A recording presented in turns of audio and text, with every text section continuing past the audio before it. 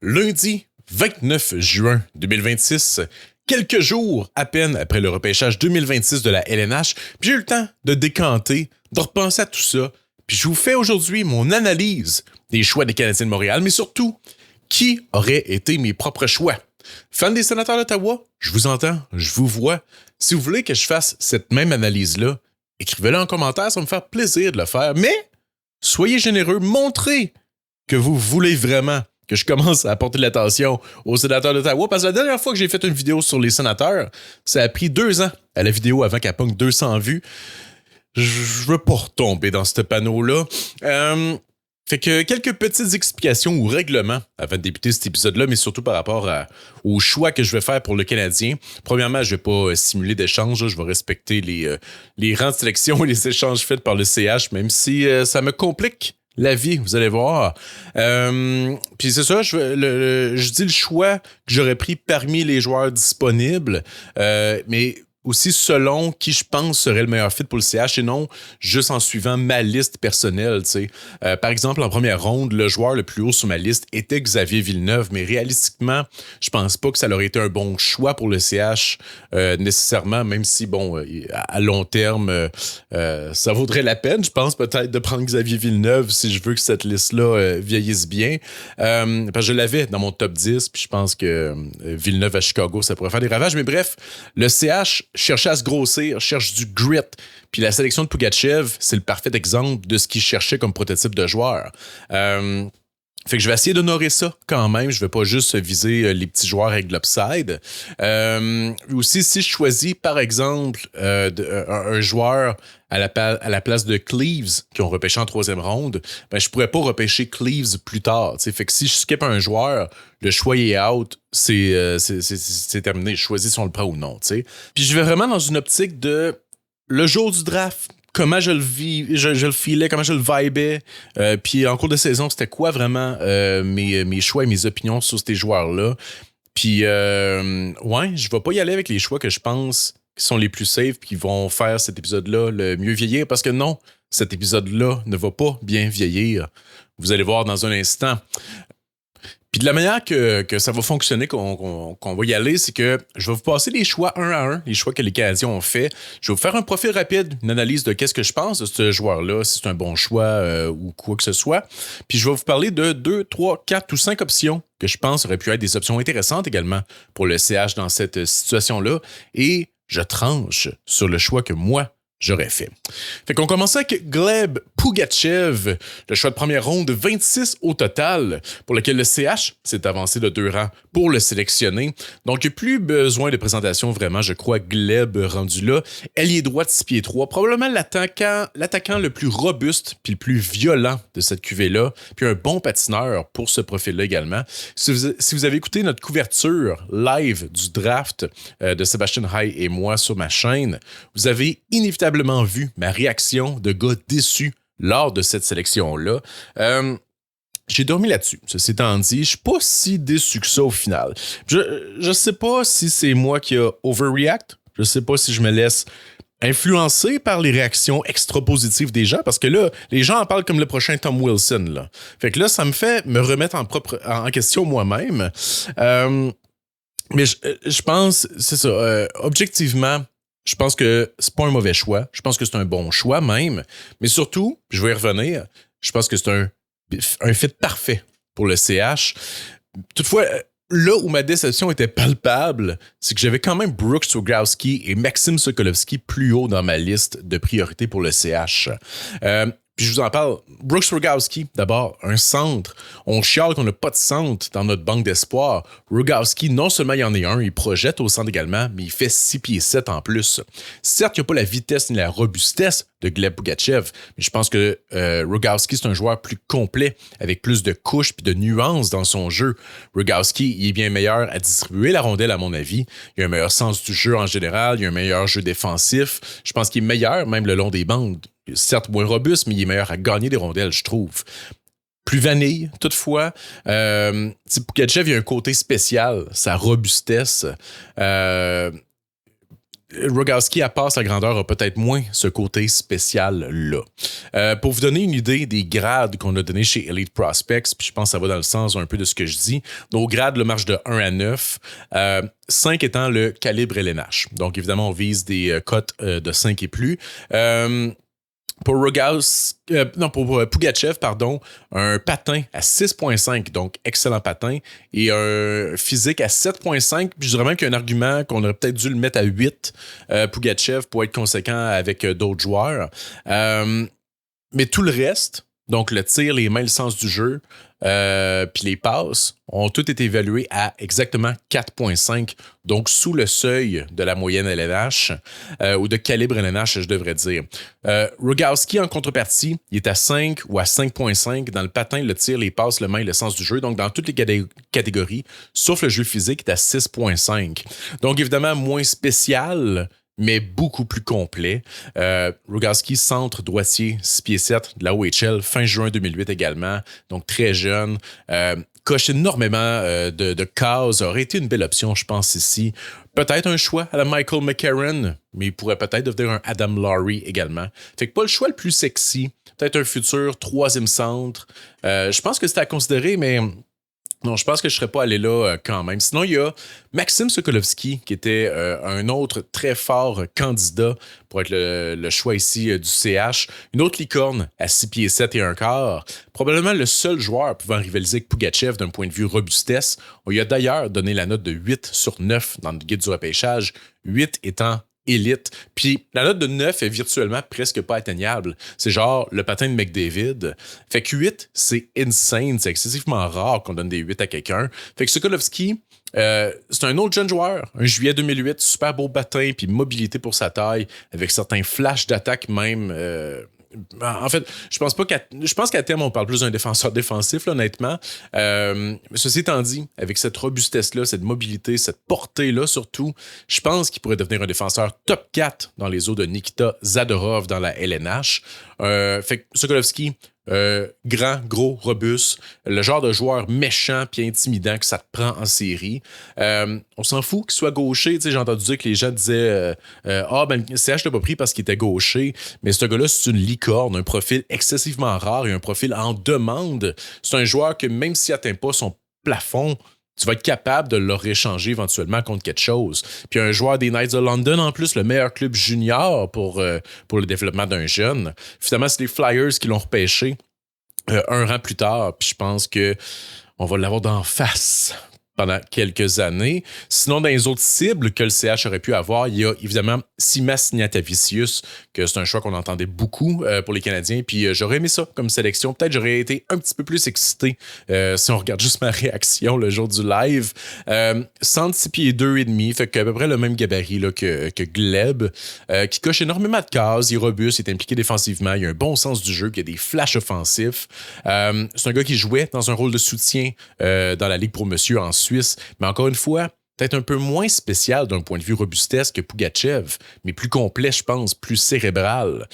Surtout, c'est que je pense que Simas Niatavicius, c'est un joueur qui va être prêt à joindre la LNH plus tôt que tard. Puis je pense que ça pourrait être intéressant pour le CH. Fait qu'avec le recul, est-ce que Pougatchev, c'était le choix ici? Ben, je pense que oui, finalement. Je pense que c'est un choix qui va bien vieillir. Certes, j'ai énormément de réserves par rapport à sa vision, son sens du jeu, son efficacité en récupération de rondelles, mais c'est un gamer. Ça s'enseigne pas. C'est un tough. Il est gros, il est robuste, il est pas fin. Puis, pour une équipe qui a besoin de ce type de caractère-là, il rentre dans le moule qu'ils ont besoin à la perfection. C'est un ailier droit, mais c'est un gaucher. Fait que est-ce que c'est possible? Ailier gauche, d'Ivan Demidov à moyen terme, je pense que ça pourrait faire un beau duo. T'sais, à terme, est-ce qu'il y a une chance que la première ligne du Canadien devienne Pougatchev, Suzuki, Demidov, puis Caulfield, Slav se retrouve ça à deux avec quiconque sera le centre rendu là? Peut-être, c'est une possibilité. Ce que je veux dire, c'est que si on regarde le profil de Pougatchev de manière isolée, pour moi, c'est un joueur de quatrième ligne. C'est plus un grinder qu'un attaquant de puissance, vu sa tendance très nord-sud, sans finesse, sans trop de réflexion, qu'il n'y a pas vraiment d'aptitude à contrôler, manipuler ou driver le jeu, je trouve. C'est un profil parfait de 3-4e ligne, ceci étant dit. Un genre de Yakov Trenin, comparaison d'ailleurs venue de MSL Montreal Partizan sur YouTube. Puis j'aime ça comme comparaison. On a aussi entendu AJ Greer. Un profil définitivement que le CH a besoin. Mais est-ce un choix de première ronde? Plus là, ma question, c'est pas le fait que le Canadien a pris un... Mettons que le Canadien a pris Nordmark, j'aurais été beaucoup plus déçu.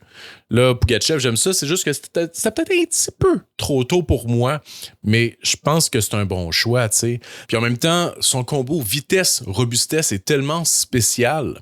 Je pense qu'il va pouvoir se tailler une place comme une bougie d'allumage sur une deuxième ligne, voire même sur une première ligne. On parle souvent que le contexte est important pour un joueur, puis je pense que Montréal était probablement le meilleur contexte, en fait, pour un joueur comme Gleb Pougatchev, puis pour son développement. Il va avoir, en fait, des opportunités, puis ça, j'aime ça. Fait qu'avec cette perspective-là, peut-être qu'au final, il va devenir le choix parfait pour le CH ici, parmi les joueurs qui étaient disponibles. Le fait qu'il y a déjà d'expérience en KHL puis en VHL contre des messieurs en Russie accélère peut-être son arrivée dans la LNH aussi. Je parlais que c'est un atout pour Simas Niatavicius, mais peut-être que Gleb n'est pas si loin que ça d'un essai professionnel. Mais personnellement, je l'avais considérablement plus loin sur ma liste. Puis le jour du draft, j'ai pas le choix de vous dire que ça n'aurait pas été mon choix. Je pense que ma réaction lors du live le montre bien. Puis mon choix aurait été Maxime Sokolovski ici.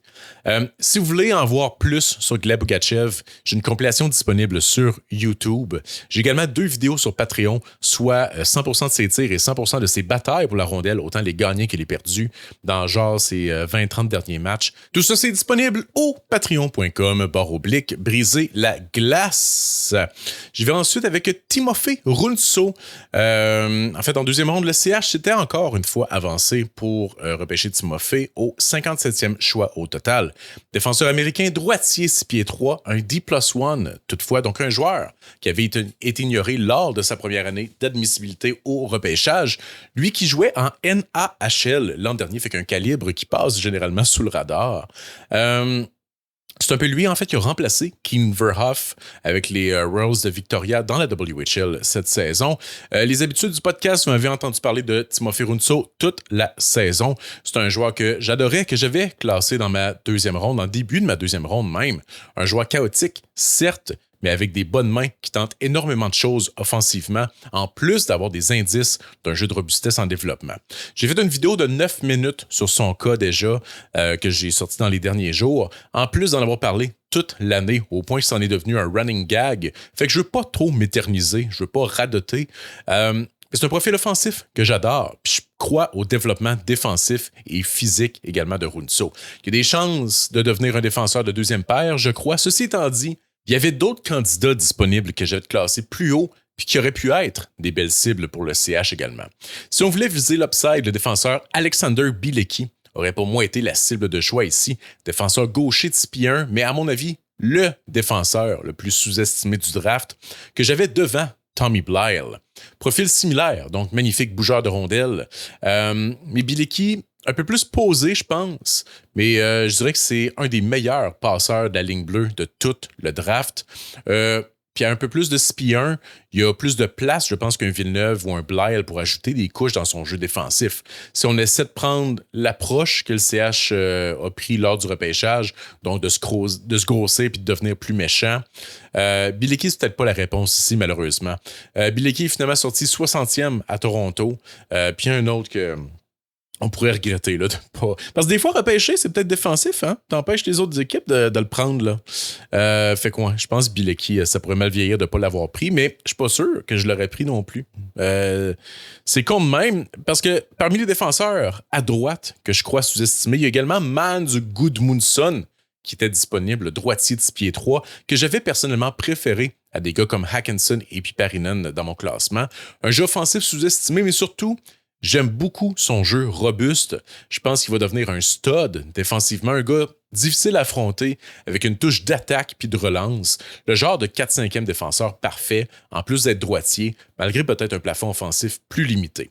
Fait que c'est ça, moins d'attaque qu'un Runso, mais plus robuste, plus fiable défensivement, je pense, pour un gabarit similaire, puis un an plus jeune. Fait que pour moi, ça coche des cases que je pense que le CH a de besoin. Fait que, ouais, j'aurais vraiment été tenté par Mans Gudmundsson ici, mais sinon, j'ai pas le choix de vous dire que Jonas Sigvardsson était probablement le joueur le plus haut sur ma liste parmi les joueurs disponibles. Attaquant droitier de 6 pieds 3 un quart, 198 livres, environ 2 semaines d'être éligible l'an prochain.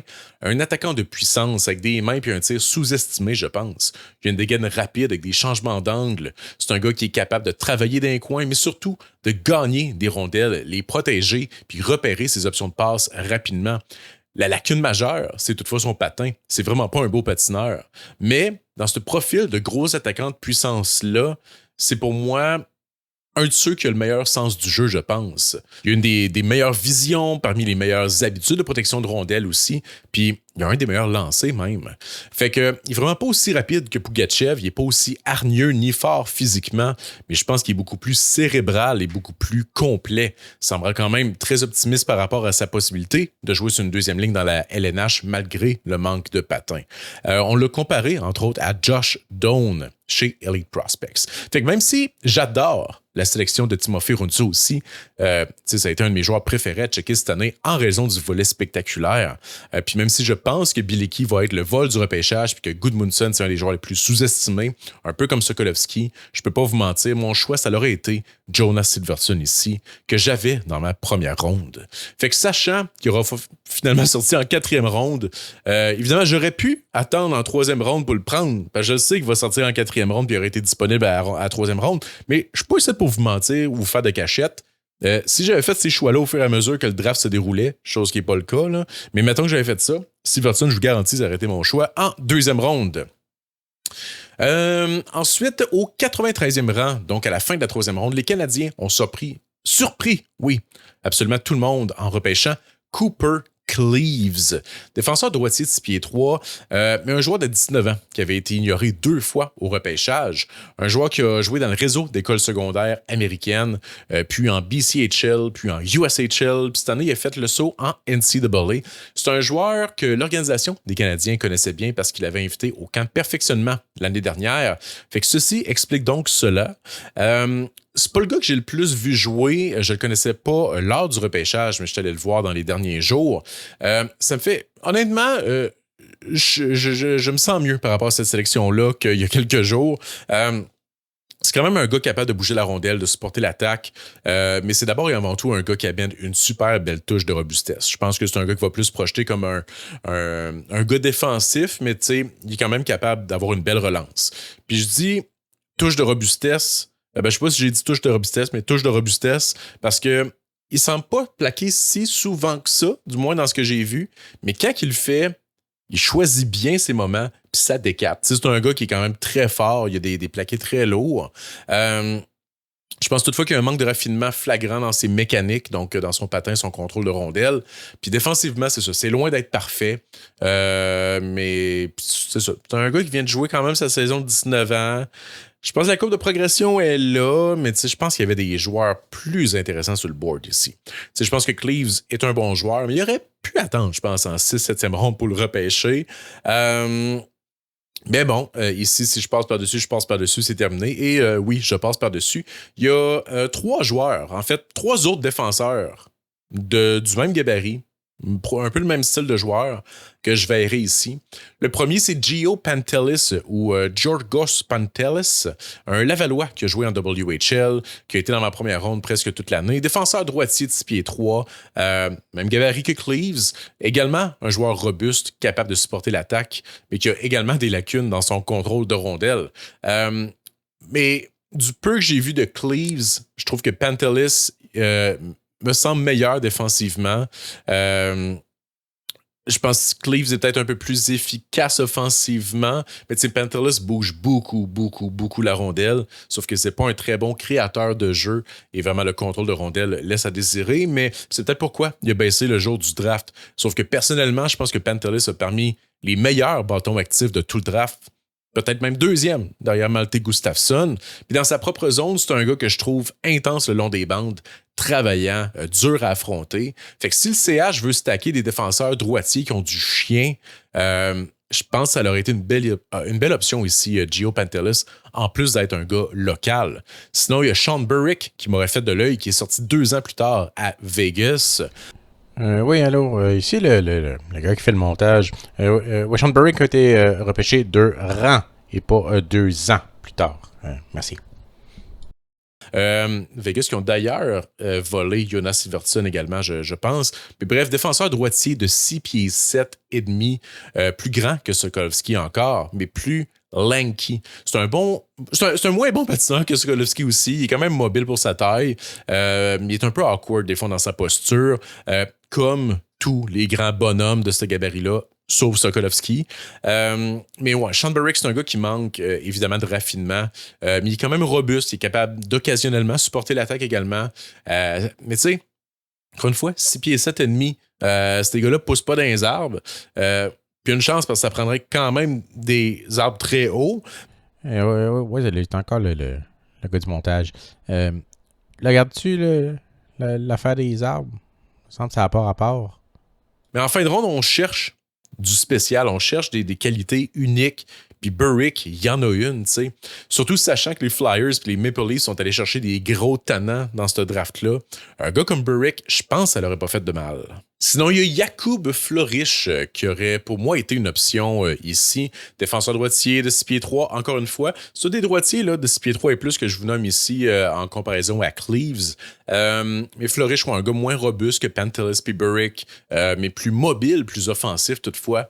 J'ai entre autres adoré sa capacité à évader la pression. Puis il a connu un U18 incroyable. Je me serais attendu de le voir sortir en 2e ronde. C'est d'ailleurs lui que j'avais moqué pour le CH.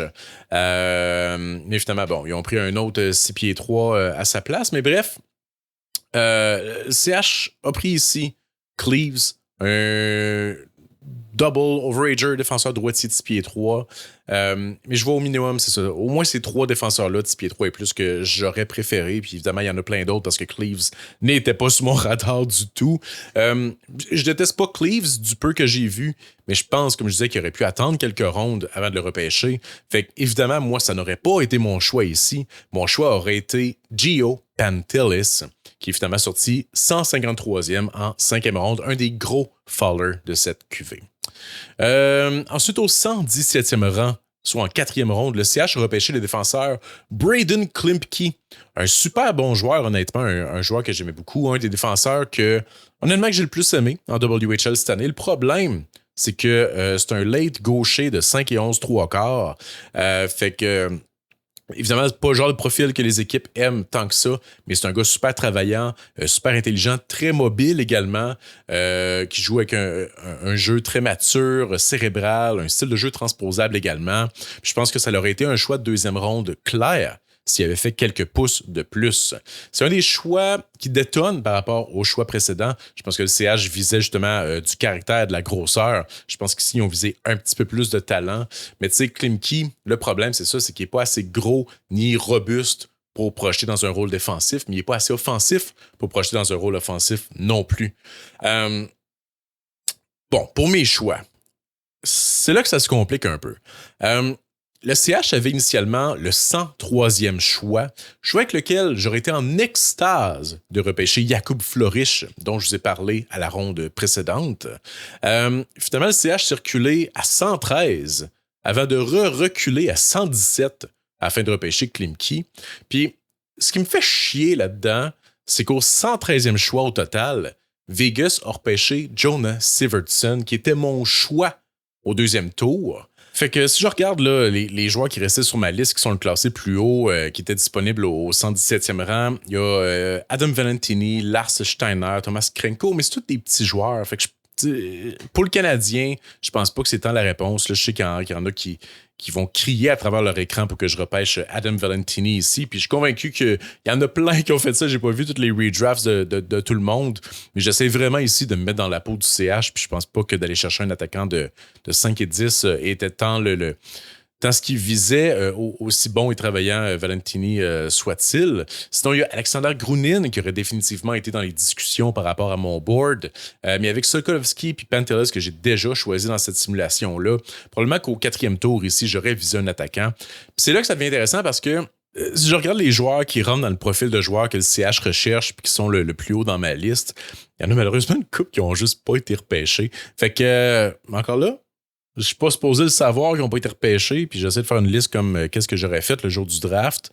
Le premier, c'est Landon Amorine, ailier de 6 pieds 4,5, qui aurait probablement été ou forcément été dans la discussion ici. C'est pas le gars que j'aime le plus. Il a quand même fini autour de 60 dans ma liste. Donc ici, au 117e rang, on n'a pas le choix d'en parler. Puis visiblement, la LNH, je l'ai pas trop aimé non plus parce qu'il n'a pas été repêché, même s'il faisait 6 pieds 4. Je l'avais quelques rangs devant Klimke, juste pour la petite histoire. Ben c'est ça, je pense que je l'aimais pas assez quand même pour dire que je swingais sur ce gars-là. Puis il y a d'autres gars dans mon range de 60 à 70 qui m'auraient autant sinon plus tenté, entre autres Oscar Olsen, plus méconnu celui-ci, mais ailier de puissance de 6 pieds 4, pas le plus robuste, mais j'ai vu des flashs de maniement de rondelle qui me laissent croire qui pourrait éclore et connaître une énorme saison D+1 l'an prochain et ne pas être seulement qu'un gros Suédois défensif comme on voit souvent. Mais je pense que je ne l'aurais pas repêché ici au 4e tour. J'aurais essayé peut-être de l'étirer en 5-6e ronde, mais il est malheureusement sorti quelques rangs plus tard à Boston, donc c'était réellement son range. Sinon, Pavel Martinook, un pour qui je vous ai cassé les oreilles avec, centre de 6 pieds 4, 6 pieds 5, patin douteux, que je classe du 3e frère Protas, qui passait sous le radar parce qu'il jouait seulement 8 minutes par match sur une 4e ligne en USHL. Il n'a pas été repêché. Puis je le comprends. Je m'attendais pas nécessairement à ce qu'il soit repêché, mais pour moi, c'était un de mes coups de cœur. Puis j'aurais probablement plus... Je pense pas que j'aurais swingé pour lui en 4e ronde. Je pense que j'aurais attendu au moins en 5e ronde pour lui. Ensuite, KJ Sauer, un joueur que j'ai adoré cette saison. Centre de 6 pieds 4, hyper robuste avec un super beau patin également. Probablement que j'aurais lui aussi essayé de l'étirer un peu. Quoique, je dis ça, mais c'est difficile à savoir parce que, tu sais, là, je dis ça derrière mon ordi, mais j'ai pas vraiment d'infos sur ce que les équipes de la LNH aiment rendu dans ces ranges-là, tu sais. Je pense que les équipes savent un peu plus, c'est pour ça qu'ils s'avancent, ils savent quelle équipe a un peu les yeux sur les mêmes joueurs, tu sais. Puis c'est ça, Sauer, il est finalement sorti quelques rangs après cette sélection-là aux Flyers. Fait que, tu sais, mettons que j'avais eu cette info-là que Sauer projetait pour sortir en 4e ronde, peut-être que ça aurait été mon choix ici parce que c'est un gars que j'aimais beaucoup. Puis en est, t'as pas le choix, je pense, d'étirer le bras pour des gars que t'aimes parce qu'ils seront pas là à ton choix suivant, tu sais. Fait que souvent, je pense que c'est ce qui explique des reach. Des fois, on se dit, voyons, pourquoi ils ont repêché ce gars-là aussitôt alors qu'il aurait sorti 50 ans plus tard. Mais des fois, t'as juste pas de choix dans ce range-là. Puis t'as vraiment un coup de cœur pour un gars en particulier. Fait que ouais, Sauer, c'est dommage parce que normalement, j'aurais vraiment voulu l'avoir pour le CH. Ça fait des mois que j'en parle comme une cible pour les Canadiens. Mais là, je pense qu'il tombait un peu comme entre deux choix.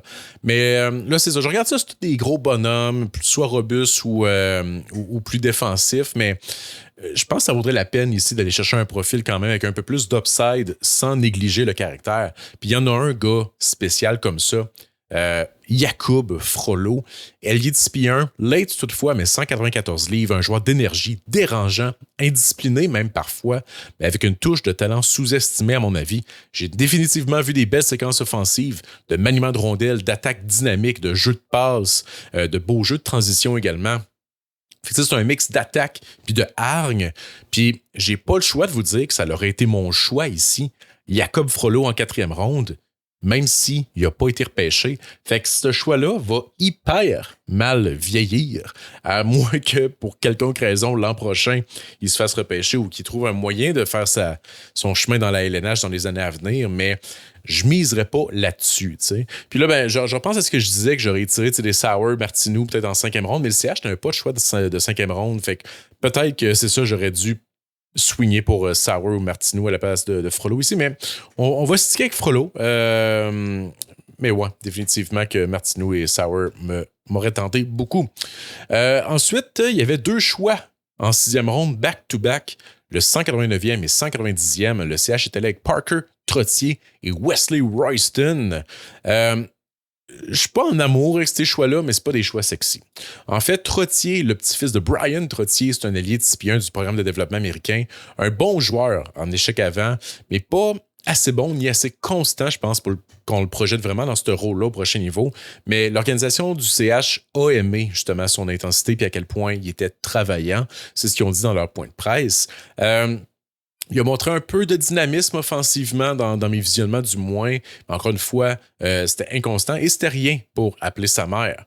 Par rapport à Royston, c'est un gros bonhomme, 6 pieds 4 me semble, qui a définitivement montré certains flashs de robustesse. Mais ça aussi, c'était inconstant.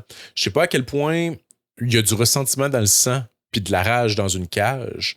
Ceci étant dit, avec son gabarit, c'est un bon patineur, un très bon patineur pour sa taille. Puis son arme première est son lancer. Fait que je pense que Royston, c'est un gars super intéressant. Un beau remplacement, peut-être même un upgrade à Luke Talk. Mais deux gars que je trouve qui ont des problèmes de constance et d'intensité. Je serais allé ici avec deux gars qui ont malheureusement pas été repêchés. Fait que c'est sûr que ça va mal vieillir. Un coup de cœur. Puis un gars qui glisse sur ma liste, même si je suis pas en amour. Les deux, je viens de vous en parler, mais ce serait Landon Amorine et Pavel Martineau que j'aurais pris dans cette situation-là. Finalement, en 7e ronde, le CH est allé avec 2 sélections tardives en Jean-Samuel Daigneault et Tyler D. Kos.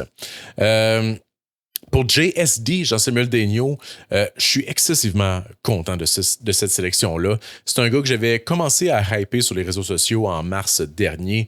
Un Québécois qui joue en USHL, qui va faire le saut, me semble, en OHL la saison prochaine, puis qui est, à mon avis, parmi les joueurs les plus robustes et les plus méchants de cette cuvée-là. Fait que beau complément à Pougatchev. Défenseur gaucher de 6 pieds 3, bon patineur, extrêmement travaillant, un gars agressif, qui veut vraiment faire mal. Vraiment pas beaucoup d'attaques, toutefois. C'est pourquoi il a glissé. C'est pas un bougeur de rondelle non plus. C'est pas le gars qui a la meilleure relance. Sauf qu'avec cette férocité-là, je pense que ça pourrait l'amener loin. T'sais, on pense au Arbor, Jacky et compagnie.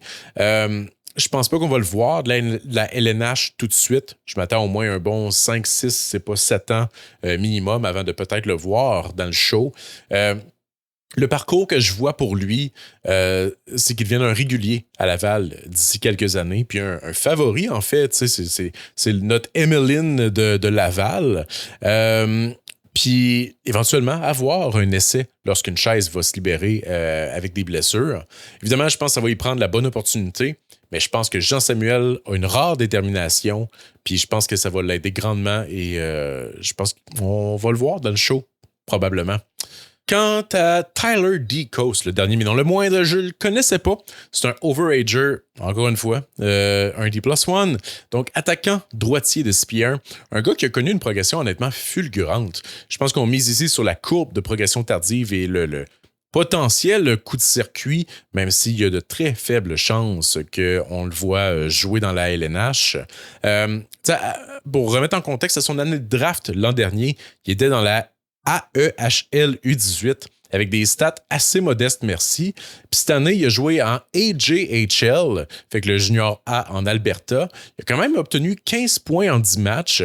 Puis il a aussi joué en USHL, 17 points en 19 matchs, ce qui est une excellente récolte dans les circonstances. Et je pense que c'est ce qui a fait en sorte qu'il a été repêché. D-Kos, c'est d'abord et avant tout un sniper, mais qui n'a pas vraiment de capacité à driver le jeu ou à fabriquer des jeux.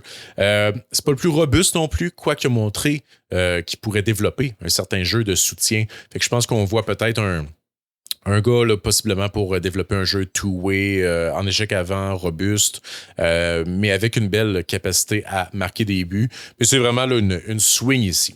Fait que mes deux choix, là... il y en a absolument un des deux. J'ai pas le choix de dire que Jean-Samuel Daigneault aurait été un de mes deux choix ici. Je pense que c'est le seul choix que j'ai conservé. Je vous le vante là, depuis des mois, puis c'est un de mes coups de cœur. Pour l'autre spot, toutefois, il y a quand même beaucoup d'options.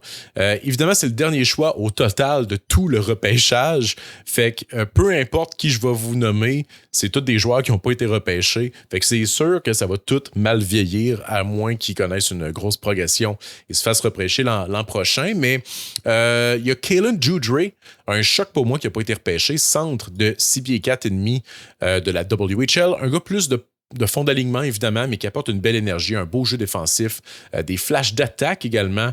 Sauf que là, en ayant payé déjà Sivertson, Martineau, Amarain dans ma simulation, je pense qu'on peut viser là, un autre genre de profil ici.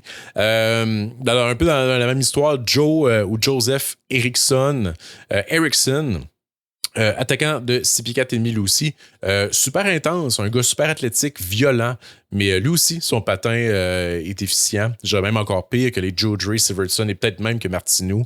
Fait que je peux pas non plus aller là pour le CH, même si c'est un gars que j'aurais adoré. Sinon, deux défenseurs, j'ai l'impression de tout le temps en parler en même temps de ces deux calices-là, mais Vsevolod Matveyev et Yelissé Ryabikin. Matveyev, défenseur droitier de 6 pieds 2. J'ai l'impression de vous en parler à chaque maudit épisode, mais il va falloir le mettre aux oublis, ce gars-là. Visiblement, la LNH veut rien savoir, puis il jouera jamais. Mais belle mobilité, un patin de calibre LNH, des flashs de robustesse puis d'intensité, mais un sens du jeu parfois douteux. Et c'est visiblement ce qui fait peur aux équipes. Mais tu sais, avec le dernier choix au total, tu vises les outils, là. Il y a le gabarit, c'est un droitier. Il y a le patin, la robustesse. Vas-y avec ça, là. Tu sais, il y en a des joueurs repêchés qui ont des lacunes de sens du jeu, là, puis on n'a pas fait un plat. Puis pour Ryabikin, lui, c'est un gaucher de 6 pieds 1. Lui aussi, un bon patineur, capable de bien bouger la rondelle. Fait que plus un profil, je dirais, offensif. Mais ça reste gaucher de 6 pieds 1 de la MHL. Ça n'a pas parlé aux équipes de la LNH, visiblement. Il y a aussi Axel Brongel Larsson, défenseur gaucher de 6 pieds 1, que lui aussi, je vous en ai parlé déjà, puis que je pense avoir repêché dans un repêchage presque parfait. Puis lui, ça me choque plus que Matveyev puis Ryabikin qui n'a pas été repêché. Un autre défenseur qui mixe patin et robustesse. Tu sais, je vantais la hargne de Denio tantôt. Brongel Larsson, je pense que c'est ça aussi comme profil de joueur. Il est excessivement agressif puis violent. C'est juste qu'il manque de grandeur puis de force pour vraiment être efficace dans ce rôle-là, tu sais. J'en parlais dans un rapport ou dans un autre épisode, mais tu sais... pourquoi Struble, ça marche même à SP1, c'est que c'est un freak physique, tu sais, puis Brongel Larsson n'a peut-être pas ça. Puis tu sais, il est quand même plus petit là, que les Denio et compagnie, mais c'est la même genre de violence qu'il y a en lui. Compte tenu que j'ai déjà drafté Denio, qui est également un gaucher robuste, je vais aller ailleurs, même si j'adore Axel Brongel Larsson et que je l'avais probablement classé devant Denio même. Fait que je vais y aller complètement ailleurs ici. Je vais pour une swing pour l'upside offensif parce que peut-être vous vous dites que mes choix sont plates et qu'il n'y a pas d'upside offensif, mais j'y vais avec William Manchuso des écoles secondaires. J'aurais aimé Charlie Puglisi, de qui il était question dans le dernier épisode, mais il est sorti juste avant ça. Puis c'était, comme je disais, une de mes grosses cartes cachées, puis une de mes cibles en 7e ronde. Je n'ai pas eu la chance de mettre la main dessus. Mais Manchuso, écoute, j'y crois pas tant, mais on mise vraiment sur quelques outils qui pourrait donner de l'upside. Puis tu sais, le choix des Canadiens, là, ici, Tyler Decos, pas le gars parfait non plus, là, tu sais, fait que on est rendu là, c'est le dernier choix du repêchage, tu sais. Effectivement, Chuso, attaquant de 5 et 11, un quart, mais très rapide. Moi, c'est un patineur que j'ai adoré, avec un excellent tir également. Puis c'est un gars qui joue à haute intensité avec énergie, puis qui a produit à environ 2 points par match dans la USHS Prep cette année. Je sais pas où ce qui s'en va, par exemple. Il n'y a pas d'information où c'est qu'il va jouer l'an prochain. Probablement qu'il va finir en NCAA, mais pas l'an prochain. À voir, mais ça, c'est un gros overager à surveiller, je pense, pour l'an prochain. Puis je pense que l'attaque pourrait prendre une bonne coche. Fait que ça va être mon choix ici, William Manchuso. Attention, changement d'idée de dernière minute.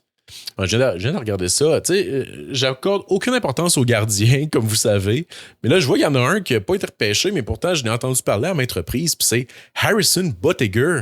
Je le connais pas. Parce que, comme je dis, je ne regarde pas les gardiens.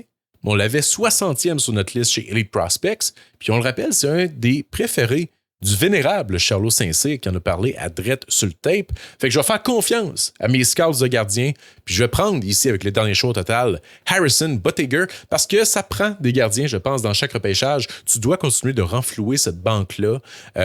Puis là, on n'avait pas. Fait que pourquoi ne pas prendre ce garçon-là? Fait que c'est ça. C'est sûr qu'en sélectionnant 4 ou 5 gars ici qui n'ont même pas été repêchés, puis qui risquent de jamais l'être, mes sélections vont extrêmement mal vieillir ici. Mais je suis pas ici pour faire des cachettes ou pour vous mentir. J'aurais pu prendre des choix qu'après le draft, je pense, vont mieux vieillir. Prendre des choix safe, des gars qui sont tombés dans des bons contextes ou qui avaient glissé. Mais non, c'est vraiment les choix que j'aurais faits si j'avais été le CH. Fait que clairement, j'aurais jamais de job dans la LNH. Mais écrivez-moi en commentaire qu'est-ce que vous pensez des sélections du CH, mais également de mes sélections. Puis, ça aurait été qui, vous, vos cibles à ces rangs de sélection-là? Essayez de garder en tête quand même l'approche que j'avais de les Canadiens, ils visaient des gros bonhommes, on va viser des gros bonhommes, tu sais. Pas juste prendre les plus petits joueurs, les plus talentueux, parce que ça aurait été facile là, de faire ça. Je comprends, on ne repêche pas avec les besoins, on prend le meilleur joueur disponible, mais ça reste que le CH a un contexte de petits joueurs qui se font manger à laine sur le dos. Faut leur donner de l'aide, je crois. Puis ces licornes-là, on les trouve pas ces coins de rue, là. Fait que bref, je veux vous entendre là-dessus. Je veux savoir qu'est-ce que vous avez pensé de cette récolte-là pour Montréal. Je réitère, fan des Sénateurs, si vous voulez analyse similaire de moi, écrivez-le en commentaire. Peut-être que je vais le faire, à voir. Puis si ce n'est pas déjà fait, droppez un petit follow pour ne rien manquer de mes vidéos à venir. Également, droppez un petit like sur la vidéo. Ça m'aide beaucoup, plus que vous pensez. Puis ça se peut que ce soit ma dernière ou une de mes dernières vidéos avant quelques semaines. Mais on se croise sur un terrain de golf cet été. Merci beaucoup, guys, d'être là. Merci pour votre support. Puis allez jouer dehors.